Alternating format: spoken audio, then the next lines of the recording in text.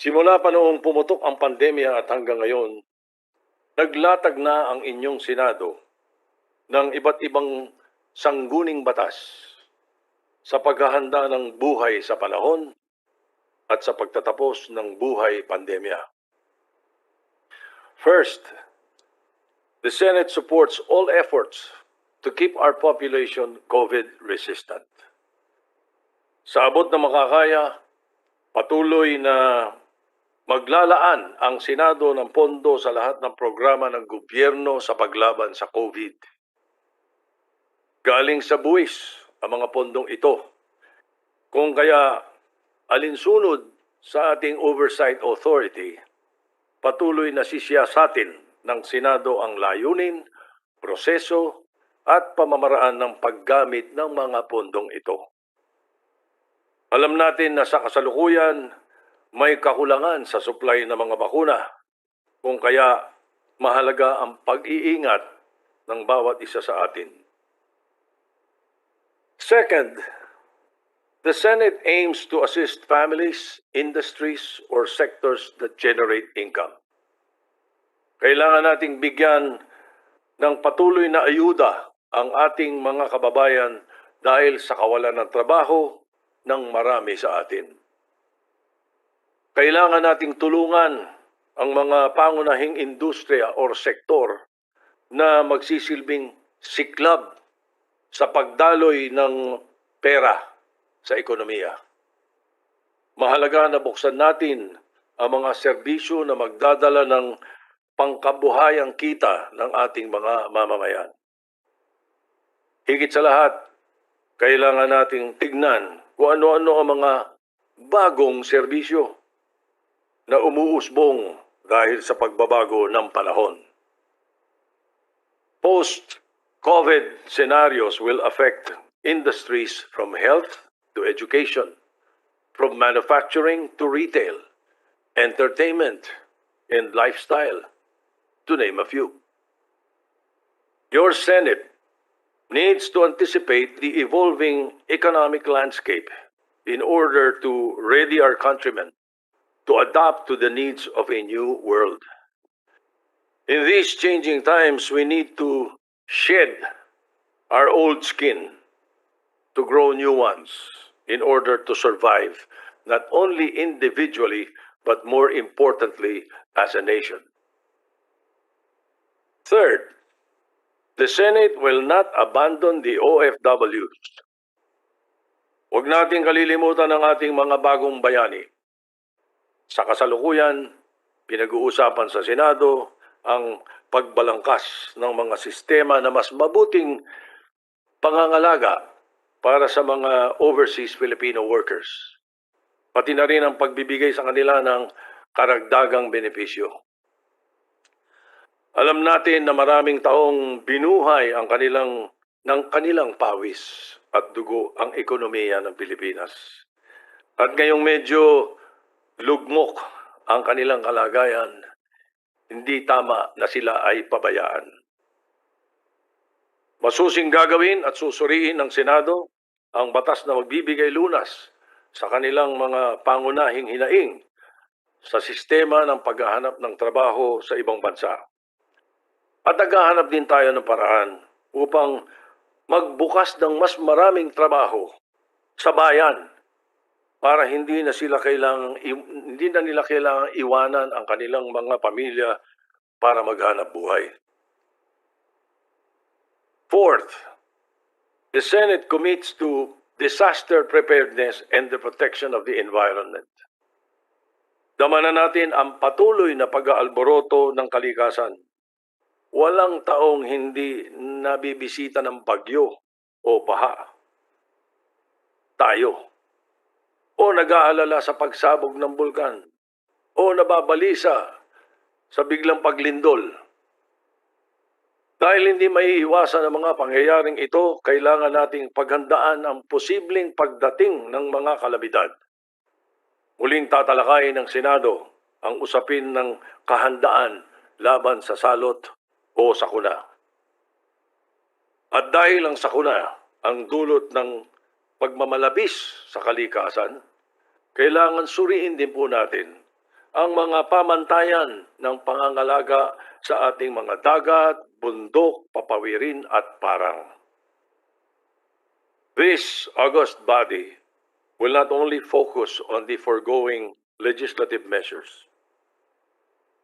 Since freedom and justice have their sanctuary here, and free speech is our weapon of choice, the Senate has always been known and expected to provide the forum to debate on public issues and promote the public welfare. We will continuously seek to expose corruption in public service and direct this searchlight of one of our committees towards the dark corners of our bureaucracy where corruption and injustice thrive unnoticed. We will also unceasingly address the usual concerns of the common man for food, shelter, education, and medical health. I, as your Senate President, together with my esteemed colleagues, owe it to the Filipino people to build on the gains of the second regular session and to continue to forge a path for our country's recovery.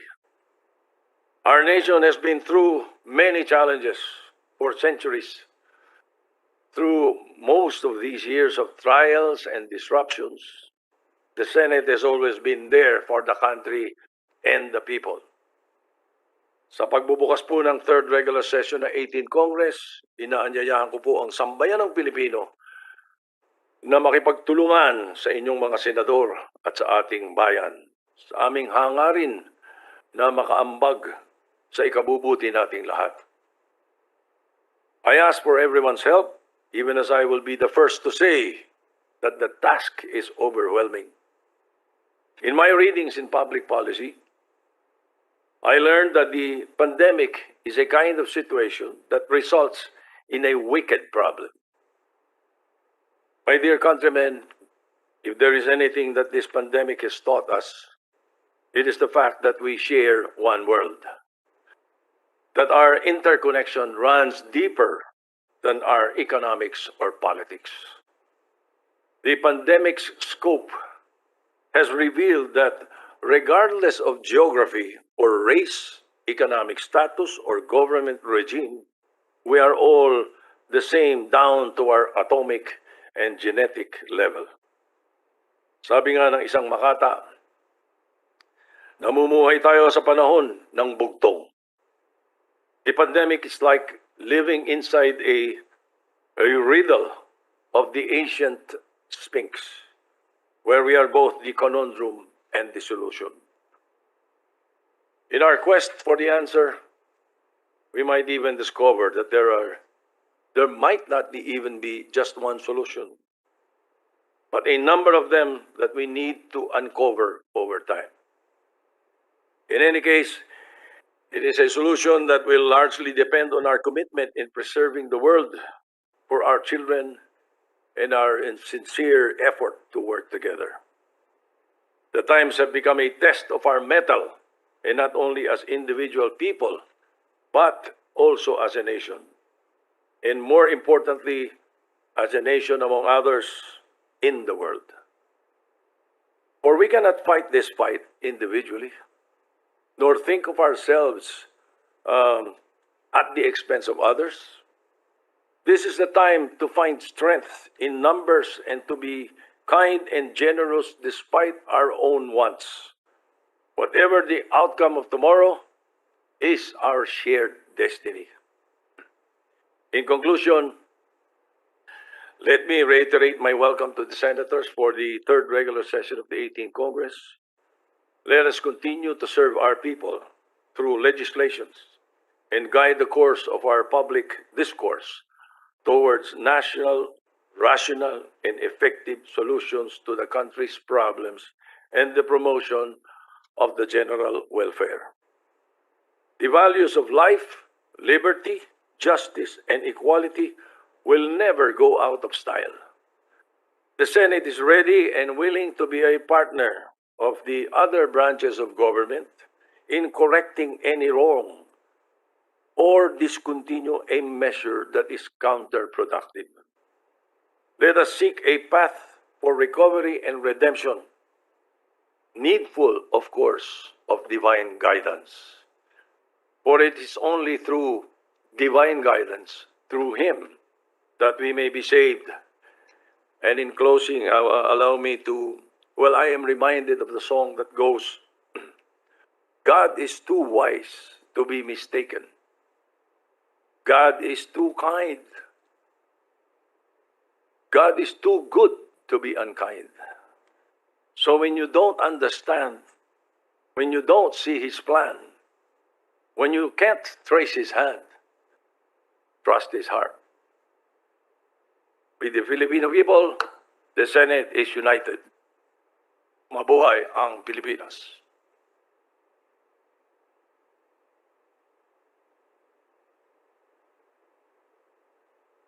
Leader? Thank you very much, Mr. President. Mr. President, before we suspend session, we request our colleagues to remain in the session hall for the photo session.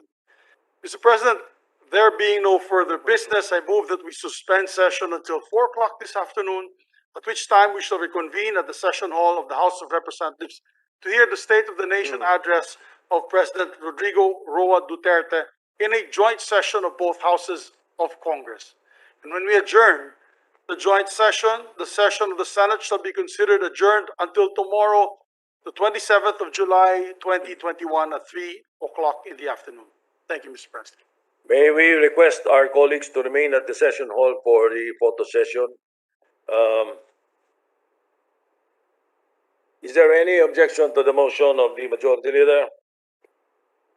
There being none, the session is suspended until 4 o'clock this afternoon for the joint session of Congress. The members of the Senate who will be physically present or will physically attend the joint session are advised to proceed to and be seated at the session hall of the House of Representatives on or before 3 p.m. After the joint session, the session of the Senate shall be considered adjourned until tomorrow, the 27th of July, at 3 o'clock in the afternoon.